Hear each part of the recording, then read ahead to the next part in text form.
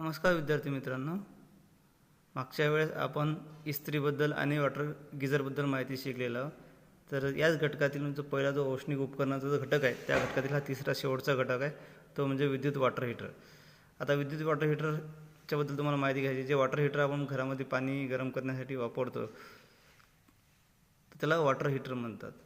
आपल्या दैनंदिन जीवनामध्ये अनेक ठिकाणी गरम पाण्याचा वापर करतो आपण. उदाहरणार्थ अन्नपदार्थ शिजवणे, आंघोळ करणे, कपडे धुणे इत्यादी ठिकाणी किंवा औद्योगिक क्षेत्रातसुद्धा गरम पाण्याची गरज भासत असते. तर अशा ठिकाणी आपल्याला वॉटर हीटरची गरज असते आणि तिथं आपण वापरतो. आता वॉटर हीटरचं कार्यतत्व काय आहे की हे पण उष्णता ऊर्जेचं रूपांतर विद्युत ऊर्जेचं रूपांतर उष्णता ऊर्जेमध्ये करते. म्हणजे याच तत्वावर हे हीटर कार्य करते. जसं ज्याप्रमाणे आपली इस्त्री पण विद्युत ऊर्जेचं रूपांतर उष्णता ऊर्जेत करते, गिझर पण करते आणि वॉटर हीटर ही त्याच तत्वावर कार्य करतो. जेव्हा विद्युत प्रवाह हिटिंग एलिमेंटमधून वाहतो तेव्हा जूलच्या नियमानुसार त्याच्यामध्ये उष्णता निर्माण होऊन पाणी हे गरम होते. वॉटर हीटरचे प्रकार किती आहेत? आता वॉटर हीटरचे प्रकार आहेत दोन. एक non pressure type water heater आणि एक प्रेशर टाईप वॉटर हीटर. म्हणजे नॉन प्रेशर म्हणजे जिथं प्रेशरची गरज नसते अशा ठिकाणी आपण जो हीटर वापरतो त्याला वॉटर हीटर म्हणतात. आणि प्रेशर टाईप वॉटर हीटरचा उपयोग अशा ठिकाणी करतो की ज्या जास्त ठिकाणी आपल्याला गरम पाण्याचा पुरवठा करायचा आहे अशा ठिकाणी pressure type water heater. Pressure म्हणजे एका दाबाची गरज, जास्त दाबाची गरज असते अशा ठिकाणी आपण प्रेशर टाईप वॉटर हीटर जोडत असतो. तर म्हणजे हे वॉटर हीटरचे दोन प्रकार आहेत, एक प्रेशर टाईप, एक नॉन प्रेशर टाईप. आता याच्या भागांची माहिती. आता वॉटर हीटरमध्ये काय असते? एक इनलेट पाईप असतो. इनलेट पाईपाचं काम काय? थंड पाण्याला आत नेणे, म्हणजेच त्याला इनलेट पाईप म्हणतात. आउटलेट म्हणजे गरम पाण्याला बाहेर आणणे. गरम पाणी ही बाहेर कधी येईल? ज्या हिटिंग एलिमेंट गरम होते आणि हिटिंग एलिमेंटच्या संपर्कात जे पाणी येते ते पाणी आउटलेटमधून बाहेर पडते. आता याच्यामध्ये पण हिटिंग एलिमेंट आहे. हे विद्युत पुरवठा चालू केल्यावर हिटिंग एलिमेंटच्या सहाय्याने पाणी गरम केले जाते. हिटिंग एलिमेंट तेच आपलं नायक्रॉमच्या तारेची बनवली असते. ज्यावेळेस त्यानं विद्युत पुरवठा वाहतो त्यावेळेस त्याच्यामध्ये उष्णता निर्माण होते आणि त्या उष्णतेने पाणी गरम होते. स्टील टँक, याच्यामध्ये स्टील टँक असते. जसं आपण गिझरमध्ये आपण कॉपरची टँक वापरली होती, याच्यामध्ये स्टीलची टँक असते. स्टील टँकमध्ये पाणी साठवले जाते. पाण्याचा दाब सहन करू शकेल अशा पद्धतीने टँकची रचना केली असते. म्हणजे पाणी त्या टाकलं जातं ते सहन करेल असा आपण टँक बनवलेला असतो. आता टेम्परेचर आणि प्रेशर रिलीफ वॉल्व, याच्यामध्ये टेम्परेचर आणि प्रेशर रिलीफ वॉल्व आहे. हीटरच्या सुरक्षेसाठी हा व्हॉल्व बसवलेला असतो. अचानक तापमान वाढल्यास किंवा दाब वाढल्यास टेम्परेचर आणि टेम्परेचर रिलीफ वॉल्व कार्यान्वित होतो. टँकच्या बाहेरील बाजूस हे व्हॉल्व बसवलेले असतात. ज्यावेळेस समजा अचानक तापमान वाढते, बऱ्याच वेळा कधी कधी काय जास्त व्होल्टेज येते त्यामुळे तापमान वाढते किंवा आपलं लक्ष नाही राहत की पाणी गरम झालं म्हणून, तर अशा वेळेस काय होते? हा प्रेशर रिलीफ वॉल्व कार्यान्वित होतो, म्हणजेच ॲक्टिव्ह होतो. टँकच्या वरील किंवा बाहेरील बाजूस हा टँकच्या वरच्या बाजूला किंवा बाहेरच्या बाजूला हा बसवलेला असतो. त्याला काय म्हणतात? प्रेशर रिलीफ वॉल्व किंवा टेम्परेचर वॉल्व. ड्रेन व्हॉल्वचं काम काय? जर त्या टाकीमध्ये साचलेलं जे पाणी असते त्याला बाहेर काढण्यासाठी त्याला ड्रेन व्हॉल्व बसवलेला असतो.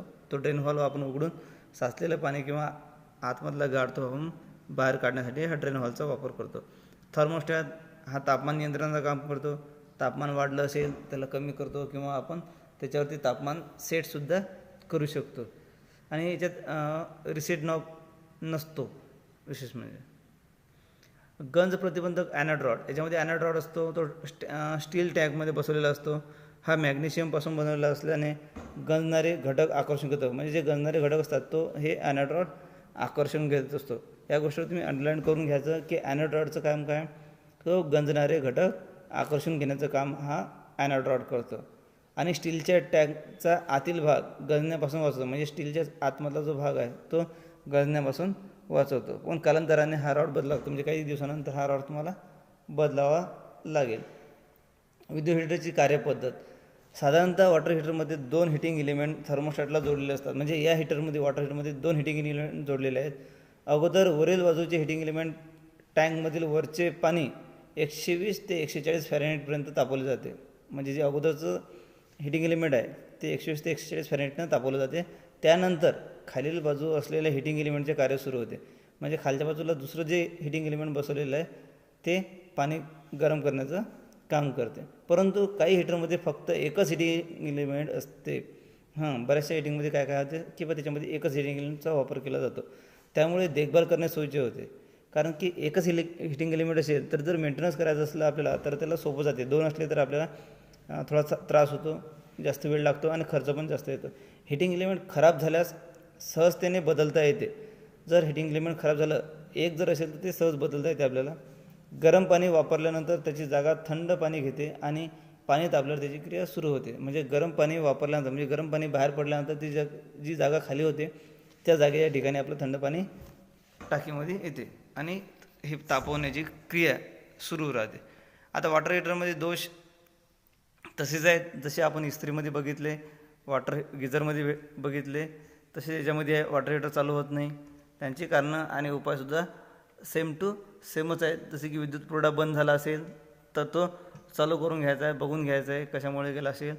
हिटिंग एलिमेंट ओपन झालं असेल किंवा तुटलं असेल तर हिटिंग एलिमेंटची टेस्ट करून घ्यायची आहे, मल्टीमीटरने तपासणी करायची आहे किंवा सिरीज टेस्ट लॅम्पच्या साहाय्यानेसुद्धा आपण चेक करू शकतो. फ्यूज गेला असेल तर फ्यूज बसून टाकायचा आहे. थर्मोस्टॅट ओपन असेल म्हणजे थर्मोस्टॅट स्विच जो आहे तो ओपन झाला असेल तर त्याला नवीन बसून घ्यायचा आहे. सप्लाय कार्ड ओपन झालं असेल तर सप्लाय कार्ड म्हणजे आपली केबल जी वायर, त्याच्यामध्ये 3 वायर असतात, ती ओपन असेल तर ती जोडून घ्यायची आहे आणि इन्सुलेटेड करून घ्यायची आहे. पाणी गरम होत नाही याचा अर्थ की थर्मोस्टॅट स्विच तापमानावर नियंत्रित केलेला नसेल, तो नीट नियंत्रित करून घ्यायचा आहे. हिटिंग एलिमेंट कमी क्षमतेचा वापरला असेल तर हिटिंग एलिमेंट तुम्हाला बदलून घ्यायचं आहे, चांगल्या क्षमतेचा आणि उच्च क्षमतेचं घ्यायचं आहे. थर्मोस्टॅट खराब झाला असेल तर थर्मोस्टॅट हा बदलून टाकायचा आहे. याच्यामध्ये परत पाणी प्रमाणापेक्षा गरम होत असेल तर काय, तापमान नियंत्रण व्यवस्थित केलेलं नसेल, जास्त तापमानावर सेट केलं असेल थर्मोस्टॅट, म्हणून तो स्विच योग्य तापमानाला सेट करून घ्यायचा आहे. थर्मोस्टॅट खराब झाला असेल तर थर्मोस्टॅट बदलून घ्यायचा आहे. आता वॉटर हीटर खोलण्याची पद्धत, हे झाले दोष आणि उपाय त्याच्यावरची कारणं. आता त्याचे उघडायचं असेल तर उघडण्याची पद्धत क्रमवार पद्धत आहे. पहिले वॉटर हीटर हा सप्लायपासून तुम्हाला बंद करायचा आहे. चालूमध्ये तुम्हाला वॉटर हीटर उघडायचा नाही आहे. थर्मोस्टॅट इन्फेक्शन कवर काढून घ्यायचं आहे. थर्मोस्टॅट आणि इन्फेक्शन कवर काढून घ्यायचं आहे. नंतर पॉवर कार्ड, प्लग, पिन यांचे निरीक्षण करून घ्या. पिन प्लग खराब झाले असल्यास त्याला बदलून टाका. Heating element body insulation resistance मोजा. इन्सुलेशनची रेजिस्टर किंमत कमीत कमी 1 मेगाओमपेक्षा असावी. हे गोष्ट तुम्ही एक नोट डाऊन करून घ्या. इन्सुलेशन रेजिस्टन्सची किंमत कमीत कमी 1 मेगा ओहम असावी.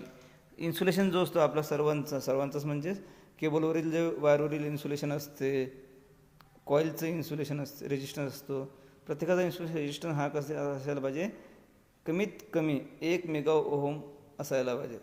म्हणजे इन्सुलेशन रेजिस्टन्स हे कमीत कमी 1 मेगा ओहम असायला पाहिजे. आता 1 मेगा ओहम कसं माहीत पडेल आपल्याला, ते आपल्याला मल्टीमीटरच्या सहाय्याने ज्याने इन्सुलेशन चेक करू किंवा मेगरच्या सहाय्याने किंवा ओमीटरच्या सहाय्याने आपण हा इन्सुलेशन रेजिस्टन्स मोजू शकतो. बॉटम कवर खुले ठेवून हीटरमध्ये पाणी असताना विद्युत पुरवठा सुरू करा. जर हीटरमध्ये पाणी असेल तरच सुरू करा, नंतर सुरू करू नका. थर्मोस्टॅट कार्यान्वित होऊन हिटिंग प्रोसेस कट आउट होते का ते पहा. विद्युत पुरवठा बंद करून प्लग काढून घ्या. आता हीटर गरम असताना इन्सुलेशन रेजिस्टन्स मोजा. इन्सुलेशन रेजिस्टन्सची किंमत हे 1 मेगा ओहमपेक्षा कमी असल्यास बदला. जर इन्सुलेशन रेजिस्टन्स कमी असेल तर तो बदलून टाकायचा आहे आपल्याला. इन्सुलेशन रेजिस्टन्सची किंमत हे 1 मेगा ओहमपेक्षा जास्त असल्यास इन्फेक्शन कवर पूर्ववत बसवा. जर इन्सुलेशन रेजिस्टन्सची किंमत हे 1 मेगा जास्त असल्यास तर इन्फेक्शन कवर बसून घ्यायचा. विद्युत वॉटर हीटर वापरताना घ्यावयाची दक्षता. तुम्हाला जर विद्युत हीटर वापरायचं आहे तर तुम्हाला खूप महत्त्वाचं आहे की ते तिथं दक्षता घ्यावं लागेल, नाही तर अन्यथा अपघात होऊ शकतो. तर कोणत्या दक्षता घ्यायच्या आहेत तुम्हाला? वॉटर हीटर खोलण्यापूर्वी विद्युत पुरवठा बंद करण्याची खात्री करून घ्यायची. जर तुम्ही वॉटर हीटर उघडत आहेत तर सप्लाय बंद करून घ्यायचं आहे आणि बंद झाला की नाही याची खात्री करून घ्यायची आहे, नंतरच त्याला हात लावायचा आहे. वॉटर हीटर खोलताना आतील भागांना इजा होणार नाही याची काळजी घ्यायची आहे. तुम्ही जर वॉटर हीटर उघडत आहे तर वॉटर हीटर उघडताना आतील भागांना इजा म्हणजे आदळआपट होणार नाही किंवा तुटणार नाही, फुटणार नाही याची दक्षता घ्यायची आहे. तिसरं आहे, वॉटर हीटरमध्ये पाणी असल्यास सप्लाय स्विच ऑन करू नका. वॉटर हीटर कंटेनरमध्ये पाणी असल्याशिवाय, म्हणजेच वॉटर हीटरमध्ये पाणी असेल ना याची खात्री करून घ्यायची आहे, तरच तुम्हाला स्विच ऑन करायचं आहे. ह्या दक्षता तुम्हाला याच्यात घ्यायच्या आहेत. तुमच्यामध्ये वॉटर हीटरची आकृती दिसत आहे, हे तुम्ही नीट बघून घ्यायचे आहे, नोट डाऊन करून घ्यायचे आहे, काढून घ्यायचे आहे. प्रत्येक भागाला नाव द्यायचं आहे. इकडे सर्किट्स दिलेले आहे आणि इंटरनल दिलेलं आहे. हे बाहेरील आकृती दाखवलेली आहे, ज्यात हॉट वॉटर आउट म्हणजेच आउटलेट पाईप आहे, ज्यातून गरम पाणी बाहेर निघते. कोल्ड वॉटर इन म्हणजेच थंड पाणी आत जाणारा म्हणजे तो इनलेट पाईप आहे. शट ऑफ व्हॉल्व म्हणजे तो व्हॉल्व बसवलेला आहे इनलेट व्हॉल्व चालू बंद करण्यासाठी, पाणी आतमध्ये जाण्यासाठी. इकडे थर्मोस्टॅट आहे, इलेक्ट्रिक एलिमेंट आहे म्हणजेच जी हिटिंग कॉईल असते, नंतर त्या हिटिंग एलिमेंटलाच आपण थर्मोस्टॅट स्विच लावलेला आहे. आता हा जो इकडचा डाव्या साईडचा आकृती दिसत आहे, याच्यामध्ये 2 हिटिंग एलिमेंट वापरलेले आहेत, 2 थर्मोस्टॅट वापरलेले आहेत वॉटर हीटरमध्ये. तर हा 2चा आहे. आणि थर्मोस्टॅट आहे, ड्रॉ हॉल आहे म्हणजे ड्रेन हॉल जो असतो खालचा तो ड्रॉ ऑफ हॉल्व आहे पाणी बाहेर काढण्यासाठी. आणि एक दाखवलेलं ॲनोड रॉड आणि शेवटचं आहे ड्यूब ट्यूब. तर हे याच्यातली रचना आहे. तर हे झालं आपलं पहिल्या घटकातली माहिती. हे दुसरी आकृती आहे, याच्या सर्किट डायग्राम दिलेलं आहे. हा पण तुम्हाला काढून घ्यायचा आहे, तुमच्या स्क्रीनवर दिसत आहे.